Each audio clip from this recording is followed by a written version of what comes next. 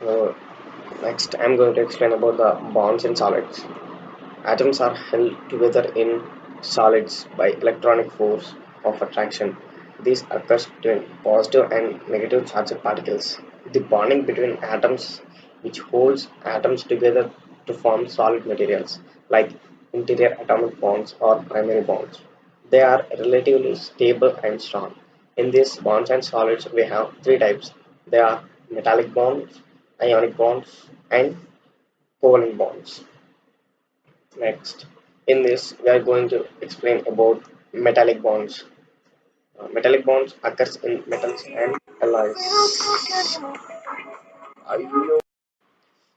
Metallic bonds is a type of chemical bonds that arises from the electronic static attractive force between conducting electrons.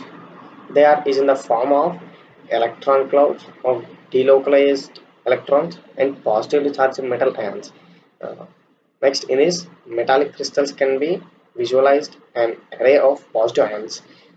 Atoms will readily lose electrons in solid state at room temperature. They become free-flowing electrons called as valency electrons. Atoms, after losing their valency electrons, become positive ions. The delocalized ion do not combine with any ion but remains as a negative charge floating between positive ions.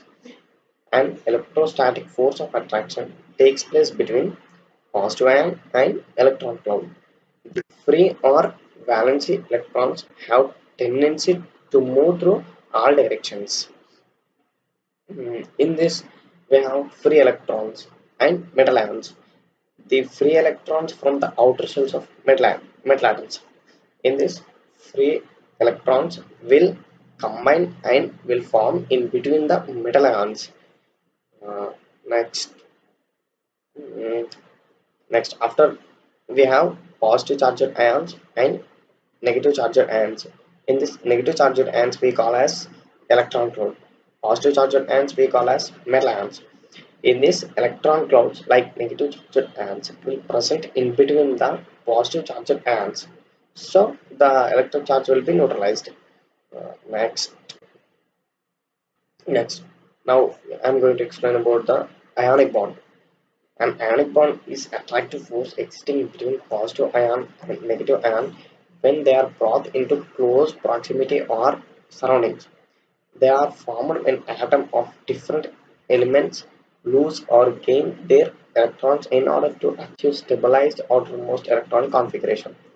In this we have ionic bond in NaCl compounds. In this, Na compounds will transform into the Cl compounds like electrons. Next, we have covalent bonding now.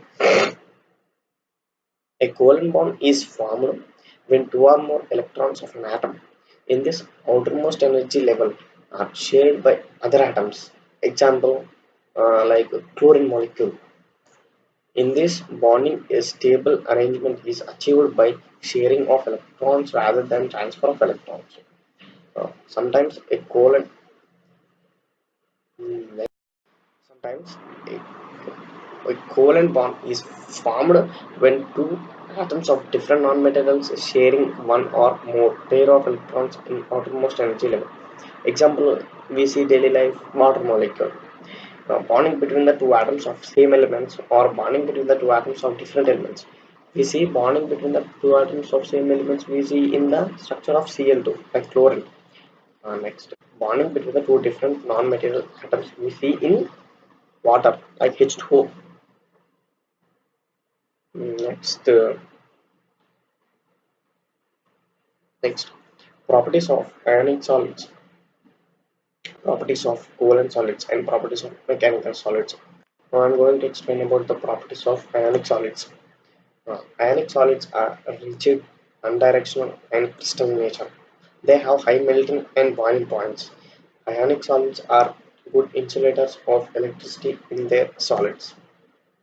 Ionic solids are soluble in water and slightly soluble in organic solvents. Properties of covalent solids. Covalent compounds are bad conductors of electricity. Covalent compounds are having low melting point and boiling points, insoluble in water. soluble in organic solvents like benzene. Properties of metallic solids: high thermal and electrical conductivity, low melting and boiling point temperature, have a bright luster, and metallic solids are malleable and ductile in nature.